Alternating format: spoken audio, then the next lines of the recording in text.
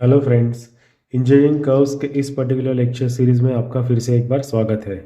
आज हम लोग जो क्वेश्चन डिस्कस करने वाले हैं वो है पैराबोला के लिए, और मेथड है रेक्टेंगुलर मेथड। ठीक है, तो चलो देखते हैं कि क्वेश्चन में हमें क्या दिया है। Draw a parabola by rectangular method if base is 90 mm and axis is 60 mm। Okay, तो चलो देखते हैं ये वाला क्वेश्चन हम लोग कैसे सॉल्व कर सकते हैं। ठीक है, सो वेरी फर्स्ट हम लोग जो बेस है वो ड्रॉ करेंगे। तो उसके लिए हम लोग एक यहाँ पे 90 mm का बेस ड्रॉ कर लेते हैं। ओके,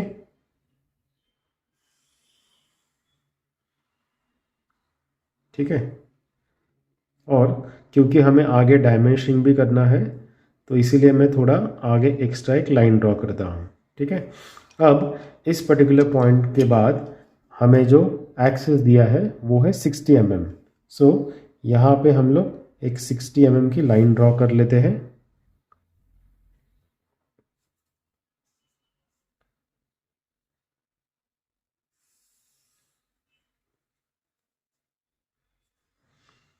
सिमिलरली ये वाले साइड पर भी हम लोग लाइन ड्रॉ करेंगे। मैं थोड़ा एक्सेस लाइन ड्रॉ कर रहा हूँ।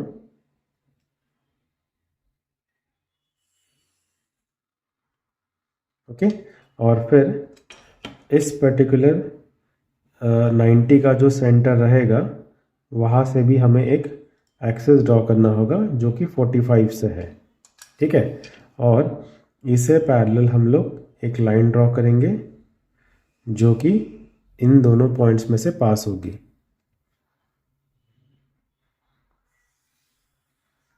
और उसे मैं आगे तक एक्सटेंड कर रहा हूँ।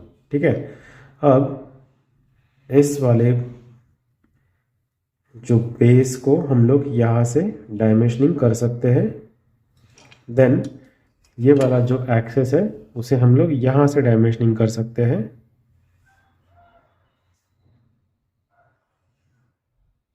ओके, और जो एक्सेस हमने ड्रॉ किया है वो यहाँ से हम लोग ड्रॉ कर लेंगे। ठीक है, अब डायमेंशनिंग कर लेते हैं।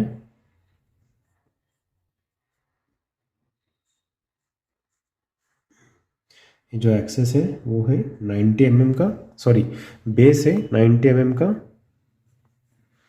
और जो एक्सेस है वो है 60 mm का।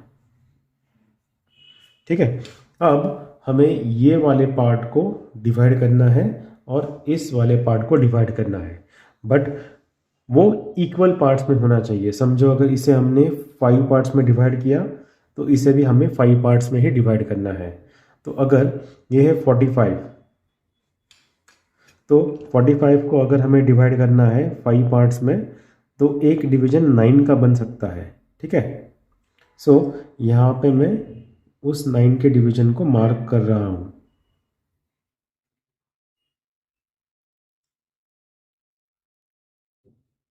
ठीक है, सिमिलरली ये वाले साइड पे भी,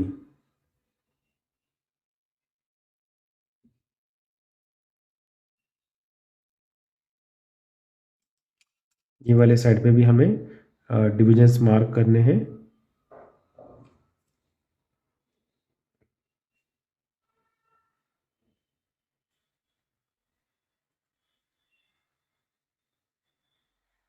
ठीक है, तो इस तरीके से मैंने मार्किंग कर ली है।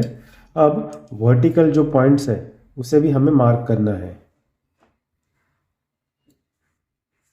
ठीक है, सो यहाँ पे ये है 60 का, और हमने नंबर ऑफ डिविजन्स किए हैं 5, तो 60 को भी 5 पार्ट्स में डिवाइड करना है, तो 12 का एक डिवीजन हम लोग वहाँ पे कंसिडर करेंगे।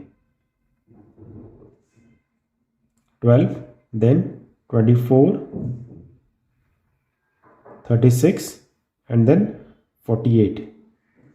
ओके, सिमिलरली ये वाले साइड पे भी हम लोग 12 का डिवीजन लेके कटिंग कर लेंगे या फिर मार्किंग कर लेंगे।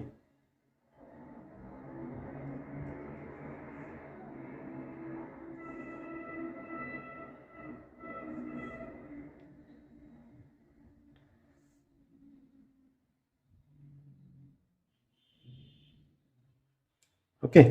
सो इस तरीके से हम लोग मार्किंग कर सकते हैं, ठीक है। अब इसे भी नेमिंग करने के लिए हमें सेम सीक्वेंस फॉलो करना है। सो ये रहेगा हमारा point 1 2 3 and this will be 4। यहाँ पर 1 2 and this will be 3 and ये रहेगा 4। यहाँ पर ये रहेगा point 1 2 3 and 4। Okay, same 1 2 3 and 4। Okay, अब हमें इस पर्टिकुलर कर्व को अगर नेम करना है, सो इसको हम लोग ए बी बोल सकते हैं, जो कि बेस है हमारा, और ये जो है पॉइंट वो हमारा ओरिजिन है, ओ पॉइंट हम लोग बोल सकते हैं इसको, और ये पॉइंट वी हम लोग इसको कंसिडर कर सकते हैं, ठीक है। देन अब हमें वी और 1 इसे ज्वाइन करना है कंटिन्यूस थिन लाइन से।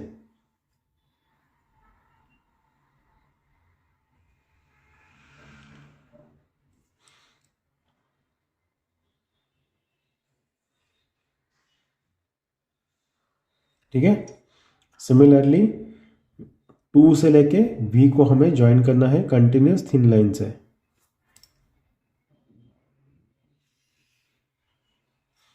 देन 3 टू वी हम लोग ज्वाइन करेंगे,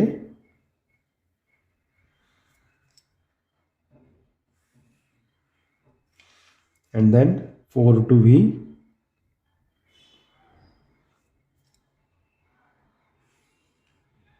ठीक है।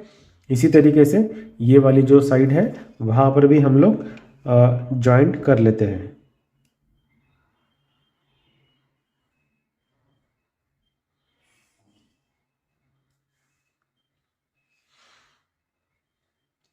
टू टू वी,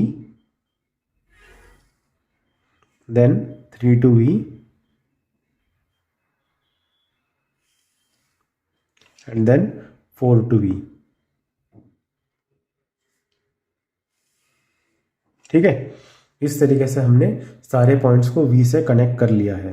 अब हमें इस पर्टिकुलर एक्सेस को पैरेलल लाइंस ड्रॉ करने हैं, और जो पास होंगे 1 से 2 से इस वाले बेस से बेसिकली, ठीक है।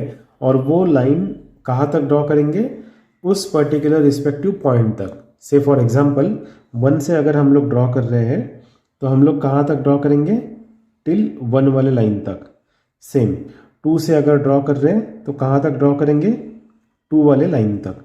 3 से ड्रॉ कर रहे हैं तो 3 वाले लाइन तक। 4 से अगर ड्रॉ कर रहे हैं तो 4 वाली लाइन तक। ऐसे ऐसे हमें ड्रॉ करना है। ओके, सिमिलर प्रोसेस हमें ये वाले साइड पे भी करनी है। ओके,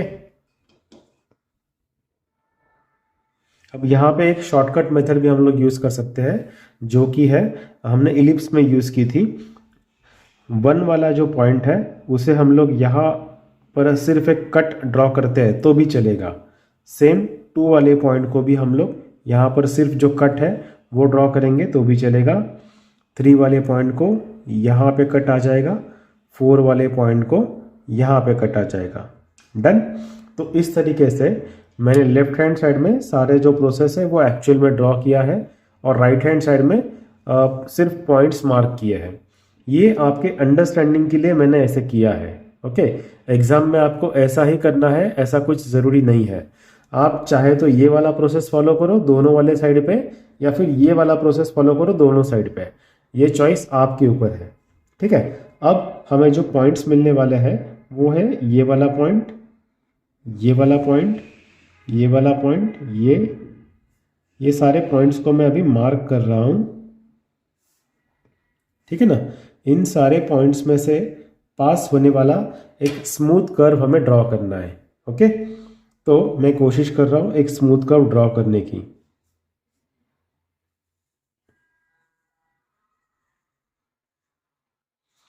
ओके, और दूसरे वाले साइड पर भी एक स्मूथ कर्व हमें ड्रॉ करना है।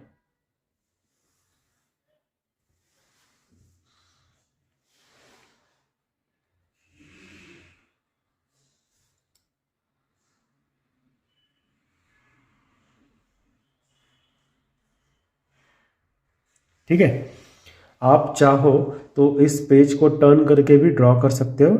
सिर्फ हमें ये ख्याल रखना है कि ये सिंगल स्ट्रोक में होना चाहिए। ओके, अभी आप देख सकते हो कि यहाँ पे मैं रुका था।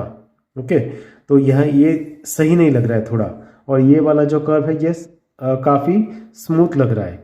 तो आप यहीं पे देख सकते हो वीडियो में कि अगर हम लोग डिस्टर्ब हो जाते हैं और कहीं पर रुक जाते हैं तो कर्व फिर थोड़ा उसका जो फिनिशिंग है या फिर स्मूथनेस है वो अफेक्ट होता है। ठीक है, तो इसी तरीके से हम लोग ये जो रेक्टेंगुलर पैराबोला है वो ड्रॉ कर सकते हैं। ठीक है, आई होप आपको ये वाला जो क्वेश्चन है ये समझ में आया होगा। That's it for this particular lecture students. Thank you so